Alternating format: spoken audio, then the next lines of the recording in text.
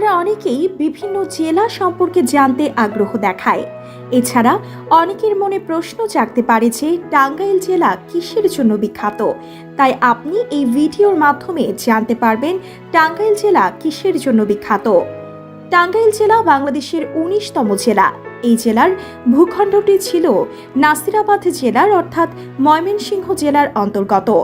৩,৪১৪ বর্গ কিলোমিটার আয়তনের এই জেলাটি ১২টি উপজেলা, ১৪টি থানা, ১১টি পৌরসভা, ১১০টি ইউনিয়ন, ২,৭৪২টি গ্রাম নিয়ে গঠিত। জনসংখ্যা ৪০,০৫,০৮৩ জন। ১৯৬৯ খ্রিস্টাব্দের ১ ডিসেম্বর টাঙ্গাইল জেলার মর্যাদা লাভ করে। চলুন এই টাঙ্গাইল জেলা কিসের জন্য বিখ্যাত তা জানার আগে এর ভৌগোলিক অবস্থান জেনে নেই। টাঙ্গাইল জেলার উত্তর পূর্বাঞ্চলে রয়েছে সুবিস্তীর্ণ পাহাড়ি এলাকা। পশ্চিমাঞ্চলে যমুনা নদী, ধলেশ্বরী নদী, বয়রাং, লঘুচং এবং মরা আত্রাই প্রভৃতি নদী। টাঙ্গাইল জেলায় রয়েছে নানা ইতিহাস ও ঐতিহ্য। টাঙ্গাইলের জমিদার বাড়িগুলোই তা প্রমাণ করে দেয়। টাঙ্গাইল জেলা মূলত পোড়াবাড়ির চমচম, আনারস, টাঙ্গাইলের শাড়ি, মধুপুরের গড়, বঙ্গবন্ধু সেতু, জমিদার বাড়ি এবং গোপালপুরের ২০১ গম্বুজ মসজিদের জন্য বিখ্যাত। বাংলাদেশের তাঁত শিল্পের ইতিহাসে প্রাচীন ঐতিহ্যবাহী অঞ্চল এই টাঙ্গাইল জেলা। এই জেলার মধুপুরে এদেশের সবচেয়ে বেশি আনারস চাষ হয়, যা এই জেলাকে বিখ্যাত ও জনপ্রিয় করে তুলেছে। টাঙ্গাইল জেলার ইতিহাস।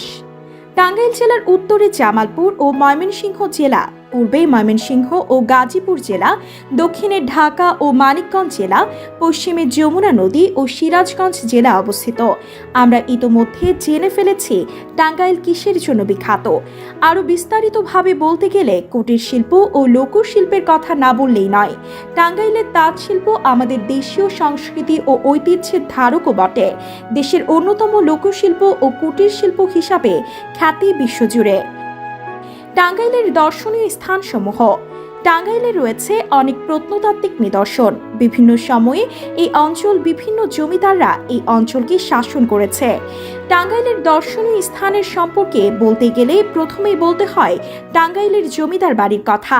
টাঙ্গাইলের দর্শনীয় স্থানের মধ্যে রয়েছে আতিয়া মসজিদ, মধুপুর জাতীয় উদ্যান, সরকারি Sadat College, Coronation Dramatic Club, Kalibari মন্দির, ২০১ গম্বুজ বিশিষ্ট মসজিদ। টাঙ্গাইল জেলার বিখ্যাত ব্যক্তি। ঊনবিংশ শতাব্দীর শেষের দিকে টাঙ্গাইলের তাঁতশিল্পের ব্যাপক সম্প্রসারণ ঘটে। তারা মূলত মুসলিম তাঁতশিল্পের বংশধর। তাদের আদি নিবাস ছিল ঢাকার ধামরাই ও চৌহাত্তায়। তারা দেলদুয়ার ও সন্তোষ জমিদারের আমন্ত্রণে এই অঞ্চলে আসে। এ থেকেই বোঝা যায় এখানে অনেক বিখ্যাত ব্যক্তিবর্গ থাকতেন। টাঙ্গাইল জেলার বিখ্যাত ব্যক্তিদের মধ্যে মৌলভী মাহমুদ নাইম উদ্দিন, সৈয়দ নবাব নব আলী চৌধুরী, রণদা প্রসাদ সাহা, ওয়াজেদ আলী খান পন্নী, আব্দুল করিম গজনবী, মাওলানা আব্দুল হামিদ খান ভাসানী, শামসুল হক, প্রিন্সিপাল ইব্রাহিম খাঁ অন্যতম। বহুকাল আগে থেকেই বংশ পরম্পরায় দক্ষ কারিগরের সুনিপুণ হাতে তৈরি হচ্ছে বাহারি ধরনের শাড়ি। বিশ্ববাজারে যার অবস্থান রয়েছে পাকাপোক্তভাবে। সকল ধর্মবর্ণ নির্বিশেষে সম্প্রীতির মিলবন্ধনে অটুট থেকে একে অপরের সাথে মিলেমিশে করছে বসবাস। এখানে মুক্তিযুদ্ধেও রয়েছে অনেক ভূমিকা। কাদেরি বাহিনী তারই বহিঃপ্রকাশ।